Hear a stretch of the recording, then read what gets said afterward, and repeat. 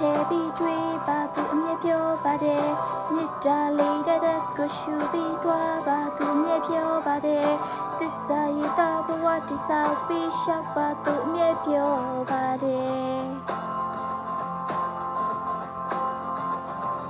ကောင်းမဖော်နိုင်တဲ့စိတ်တရားနဲ့အတိတ်မှမနေနဲ့ပြောပါတယ်မလဲပြိုနိုင်တဲ့သိက္ခာတွေနဲ့ရှိကိုကြည်စံပြောပါတယ်သမိုင်းဆိုတာကတိုးတွေကုန်လုံးမြဲတင်ယူဖို့ပြောပါတယ်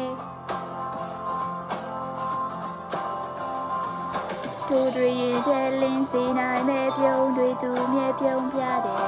တိုးတွေအိမ်မလာစေနိုင်မဲ့စကားတွေသူမြဲပြောပြတယ်တိုးတွေနာခံမလွယ်နိုင်အောင်လဲအလုပ်တွေသူမြဲတမ်းကြိုးစား